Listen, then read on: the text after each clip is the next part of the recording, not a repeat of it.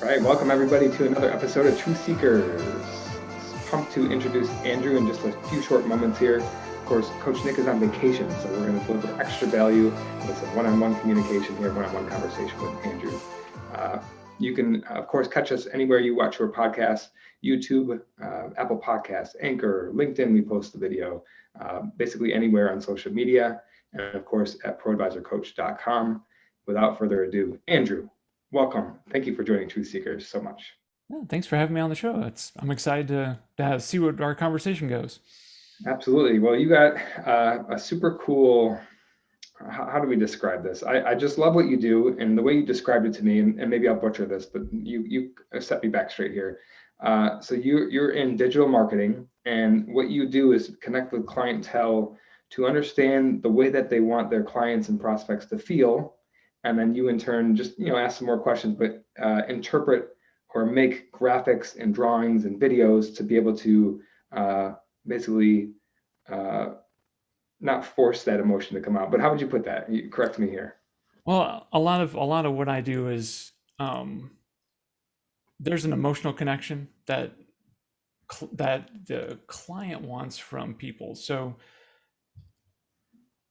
their audience that they're trying to reach, if they want to actually connect with them, there's an emotional connection that they need, and that's what I provide. So I'm here saying, okay, you've got X widget, whatever it is that you're trying to provide as a service or a product or whatever, and that why do I want this? There's emotions connected to that. So that's part of what I do. I take the non-tangibles and try to connect it to something that is tangible.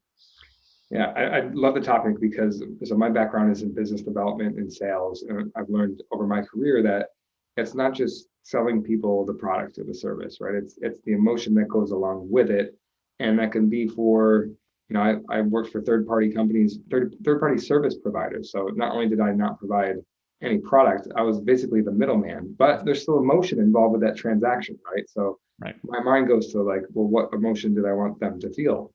Well, I solved certain problems for them, like, just eliminating stress for their lives or giving peace of mind. Often that came down to the way I communicated with them. And that's where I think there's a lot of overlap with that approach to sales. And then what you do is just communication, right? How do you, I think it's a bit of a gift that you have to be able to take an emotion, a final emotion that you want people to feel, and then like creatively use your vision. Like how do you get your inspiration might be a good question. Where do you find resources to tap into that intuition? My inspiration really comes from all sorts of places, from listening to music, watching movies, going on hikes. I mean, I live here on the north side of South Carolina, and it's gorgeous. Like there's so many things, so much inspiration that's around me just to change my mind and change my perspective. And having more experiences in my life kind of give me those all those different avenues that I can start. My brain can go, okay, I've got all this experience, all these things that I can connect emotions that I had based on my experience and go, oh, you know what? That kind of matches this experience that this person is trying to reach with this product. Let's see if we can take this thought and connect it to this product. Mm-hmm. I guess there was a good example. I did a video for this service. It's a teaching on financial stewardship, and it's a company called Crown Financial. And I did this commercial for them, and the whole concept was building a solid foundation, a solid place for your family to live within Mm. and to protect your family. And so I took this whole concept. I love woodworking. That's another thing that I enjoy doing. And so what I did is I had this dad building the front door to his home. And so correlating that whole concept of planning it out and building security that the door brings, Mm. and making that correlation to financial security and stewardship, and building that physical connection with that emotional concept. Mm. And so how was that received? Was that like a collaborative thing, or is that an idea that you shared and was like, I think we should roll forward with this? Like what was the progression of that?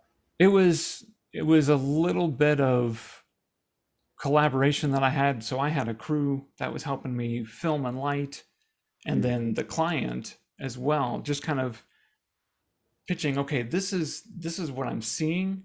What do you guys think? And there, I mean, as it is always is, there's minor tweaks as you're kind of going through it where, okay, now let's see if we can add some of the family members in there. Let's not make it just about him. So we had him and his son. They were putting the door on the front house. They were screwing in the last few screws. So a lot of it's a very fluid, and it's you come up with that plan, you sit down, you write the script. That's great. You go down, you figure out your shots. Well, then you get on set and you're like, man, we should do it this way. I see the way this looks. It's going to be completely different, and it's going to fit the narrative better.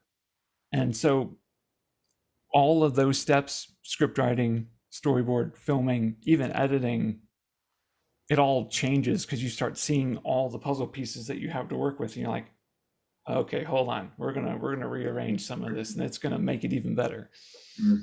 I love that. There's a coaching phenomenon that we push as coaches is 100% scripted, 100% flexible. And so often we make up in our minds that success is going to be linear. If I just do this, then this will happen. It's point A to point B, and that's the way our mind makes sense of it. But in the meantime, there's all this navigating to go through. So that's resonating with me with, like, we had a script and we show up, but that's the intuition part. That's where, if you stuck to the script, it's not going to be as good as, freestyling a little bit. Or, I think of my favorite movies or favorite outtakes. Like I'm thinking of like Paul Rudd movies or Will Ferrell. They do the same scene over like 10 times in a row, and they tweak lines. It's just hilarious. Like the gag reels are just hilarious. So that's the tapping into, coming with structure, but then allowing the human potential to shine through. That's kind of what I hear you saying Exactly. in your work there. So I'm curious, and I'd like to get a little bit more specific with the type of work. So you mentioned, like video production, but there's other things too. Like what else do you provide for clients? So a lot of what I do mainly is animation work. Now it happened at this time that the one client for Crown, it was a video project, but most of my passion is, I'm animation. That's what I do. I've been doing it for 20 years, but in the process of all of that, in the process of telling a story, building a narrative, carrying people along with a story, you learn techniques about camera angles and framing. So a lot of the animation work I do in video work. A lot of the things kind of cross over, and they all kind of play into it. And then, you're getting into visual effects. Okay, maybe we did this video, well, we want some motion graphics to fly along with them or connect with them or be stuck on that wall, or we need to change that in the background because again, that free radical, we had changes that were on set. There's no way we could have gotten rid of whatever it was there. It's got to come out. So we got to, paint it out or whatever. So a lot of what I do, I have a lot of experience in the full creative process. So from concept all the way to final editing, color correction, all that stuff. Mm-hmm. Spirit Studios as a whole, we're mainly animation. That's really what we do. We build stuff for websites, we build stuff for television, for film, whatever. It doesn't matter. That's basically where we play 2D, 3D, any of that stuff, character based, all that. It's Gotcha. all what the client needs to tell their story. We're kind of fluid in that sense. Mm-hmm. Yeah, well, and this is where my mind goes, because when you work with clients, you're trying to deliver a product for them that makes them happy, right? That you're gonna tap into the emotion that their prospects or clients want.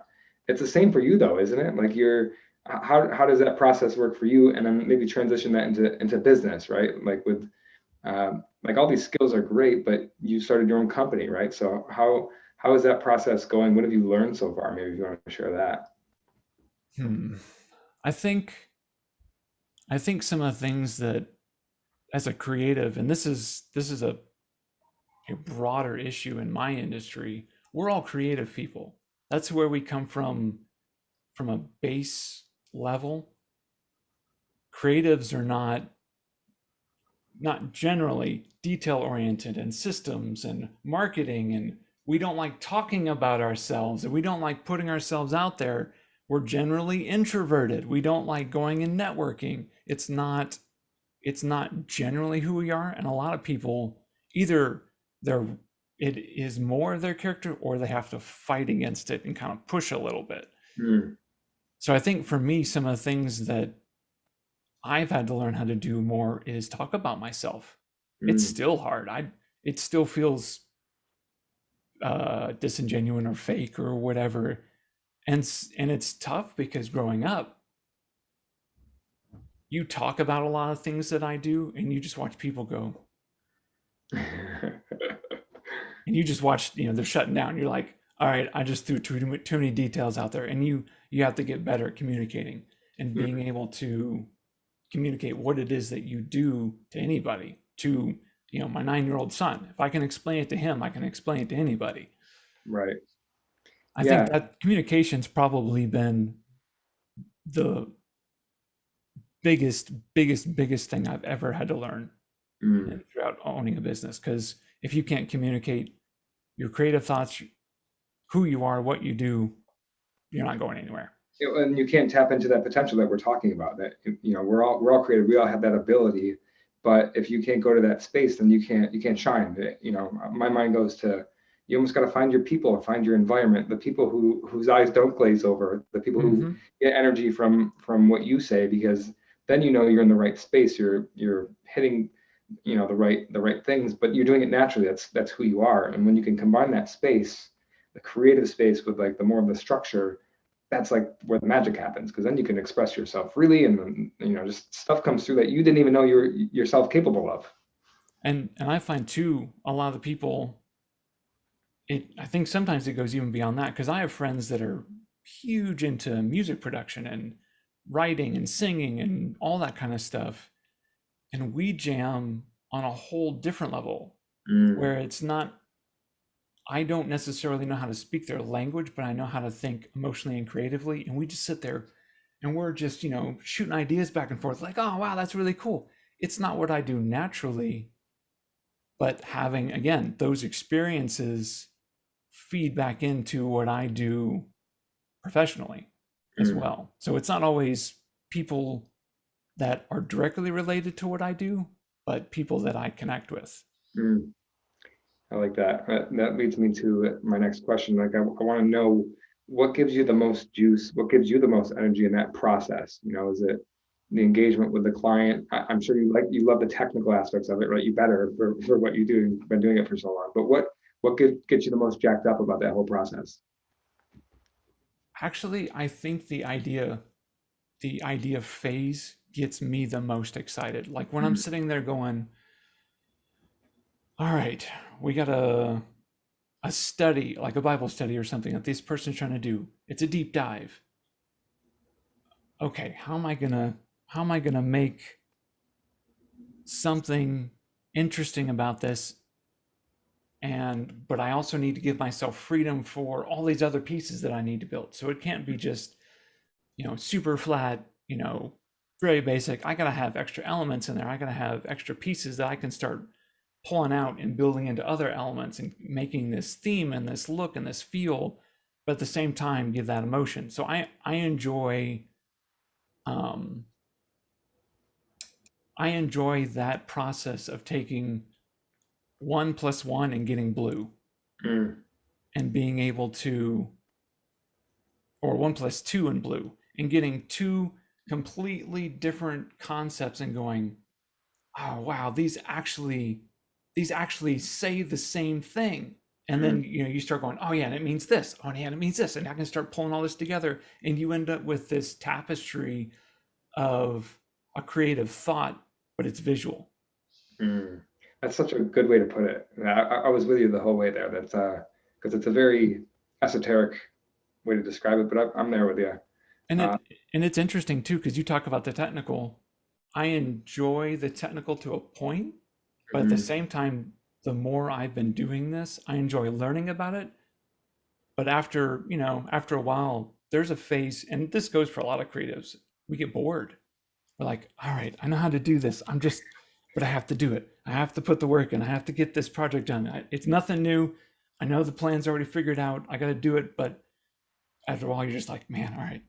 if I look at another keyframe on this same project one more time, Yeah. I'm ready for the next challenge. And that's that challenge of the new is what I guess that probably more than anything. The challenge of the new, a challenge is what is the most exciting part. Uh-huh. Yeah. Yeah, we talk about sweet spots in our coaching practice, and sweet spots is the coming together of the three P's: passion, purpose, and profit, right? So let the economic driver of your business be you spending 70% of your time, give or take, with the passion and the purpose, something that you know you're here to do, that you're good at, it comes naturally to you, and you love to do it. And what I'm hearing you say is, maybe that's that creative, that idea phase, whereas some of those more monotonous things, at a certain point when you scale the business or grow it, you can outsource it or hire people to do that because that's what they love to do. So if you have a whole business of people living in their sweet spots, and that is the sweet spot of a business right there.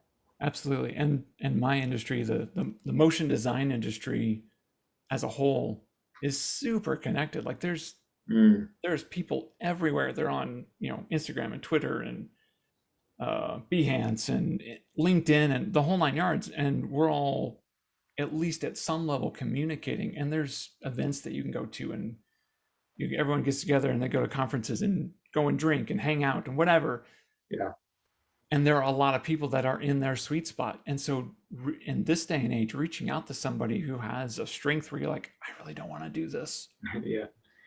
I can find somebody almost within a day or two. Yeah, that I've found that myself. As bad as I thought Twitter was, or Facebook, there's all these communities, like communities of people that have common interests, and that's where the real value is, I think, of a lot of social media. So I'm curious. The next question would be, you talk about tapping into your creative space and doing what you love to do the most. I'm just wondering if you wouldn't mind sharing. Is there anything that you do to get into that peak state yourself? Is there a morning routine? Is there, Coach Nick and I have done like alcohol challenges where we don't drink for a full month or a full quarter. We just feel better about ourselves. Mm-hmm. So is there anything like that? Like, do you have to eat healthy? What are some good practices that you implement? I mean, definitely eating healthy always helps, but it's not necessary. That's a whole different side. When you're tired, when you're exhausted, you're eating garbage, you can't think straight. But that's a whole different level. That's just like an overall It's a basic, right? That's a basic, Yeah. and even exercise, which I'm not that great at. I'm still trying to get better. It makes a big difference. For me, I think if I find myself in a rut, like most of the time, and it's funny, I feel nervous because a lot of times I'll sit there like this, Mhm. and I'll sit there for 20 minutes. I'll sit there like this. Yeah. And I've had people tap me on the shoulder, go, "Are you awake?" Like, no, I'm awake. I'm fine. I'm fine. That's kind of how I start. Like I'll sit there and I'm just like thinking through. I'm playing word games in my head. I'm like, okay, what does this mean? What does that mean? How does that correlate? Doing that kind of stuff. But there are times where I will hit a rut. For me, the best thing that I can do is go out and take a walk. I will go out, my neighborhood that I live here, the office that I have in Charlotte with the company I work with, they have walking trails. It's fantastic. And it couldn't be more than maybe 5-10 minutes of a walk. And all of a sudden it hits you because you're getting out of your environment. You're seeing something different. You're telling your brain to stop thinking about what's immediately here. You kind of go, oh, wow, that's really pretty. Oh, that's gorgeous. And then all of a sudden it hits you. And you're like running back to your desk going, all right, I got to start working on this. Yeah. So getting the body involved is another theme that has been prevalent for me, like just shaking things loose. When you talk about getting in a rut, those are usually the days where you miss your workout or you don't do something, and all you're doing is creating a cycle of more of that rut into your life. So it feels uncomfortable to go to the workout, like it's the days that you don't want to. But if you can have that discipline to do it, or even the simplest form, going for a walk, it's huge. And then another concept that I've been thinking about lately, I heard this, or I think I read it in a book. It talks about, we had it on a previous episode actually, where we're talking about being too zoomed into what we have going on in our world, and that's where stress comes from. And that's so Yeah. that goes to, when you go for a hike or you go for a walk or you're in nature, your vision is viewing the entire landscape. That's why when you get to the top of the mountain, you can see the horizon. It's just like breathtaking. You tap into the state of yourself where those things that are stressful up close to you, they're not really apparent to you because you're appreciating the beauty of all that is. And so that is like the smallest version. The walk is the smallest version of that. Hmm. At least that's how I make sense of it. Yeah, definitely, most definitely, and having that sense of awe and Mhm. of things that are around you, just simple things that Because it's it always changes there, your right? Those things are there. perspective. Yeah, and we just forget about them, or we get caught up in other things that distract us. Another theme is, we can't have two thoughts at once, right? So when we have a negative thought or something is distracting us, it's really just distracting us from what good there is around us. Hmm. Definitely. Yeah. So help to bring us home here, Andrew. So something that you might want people to know about your business, or a message that you might share, or a takeaway from today's conversation. What's something of value from today? Let's see. I think, when it comes to what we do as a company, we're not, and I've worked with a lot of people that it's hard for them to change this. I'm not here to impose my creative vision onto your company. Hmm. I'm here to make your company the focus. So at Spirit Studios, it's all about being able to take your message, who you are, and convey it to your audience. I'm going to have a flavor in it, and that's part of my creativity, but I'm not, when I have an idea, I'm not going to sit here and go, "Oh, I'm going to shoehorn, we're going to do it this way, we're going to use this technique. It's going to be amazing." But your audience gets lost. Hmm. That's not who we are. We're here, if it comes down, you need something that's straightforward and simple, let's do it. Let's make sure that it communicates the best that it can communicate. You need something that's flashy and amazing and eye-catching, that gets people's attention but then draws them where the information needs to go. Let's do that. You need all of them? We'll put it together as a package. Here I am here to serve my client, to make them shine. That's the whole point. Love it. So it's, what I'm hearing is a bit of a collaborative process where we can lean on you for your expertise, but there's still guiding forces that I would have control over, making sure that it is my vision for what I would want out of the process. Because as a business owner, you have a voice. You've already established it. I'm just here as like a megaphone. That's all Ah, I'm here. I love that. I love that image. So, last question: is there a specific industry that you love working with, or have found success more than others, or what might be, if I'm out there watching this right now and it's like, oh, I'm interested, and then like the big bang is like, oh, he works in my industry. That's perfect. What would that be? Man, the great thing about motion design is everybody needs motion design. So there is no up, it's only here. No, it's only here. You got a restaurant, maybe you need some digital signage. Let's put some digital signage in. You need some advertising on your website. Let's do some social media animations. Let's do some commercials. You want to put something on those commercials that they play before movie theater? Let's put something together. There are people, there is motion design everywhere. It's all over the place. There's advertisements on YouTube and on your phone. I mean, you're playing a video game and there's advertisements that are popping up all the time. It's everywhere. And Mm. it's not a scary thing to jump into. It's not one of those things where, man, I'm not even creative. How are we going to even, how are we, don't worry about that. That's not the point. The point is, you have something you want to communicate. Let me help you communicate it in a way that your audience is going to connect with. Love it. Well, Andrew, I'm going to make sure that we grab from you ways to get in touch with you and your website and contact information. For anybody watching this who wants to get in touch, we'll put it in the show notes in the comment section. So make sure you check them out there. Andrew, thank you so much for joining us. This was Oh, fun. man, Josh, thank you. Thanks for having me on the show. It's really been a lot of fun. Thank you. Awesome. All right. We'll see you on next week's episode of Truth Seekers. Take care.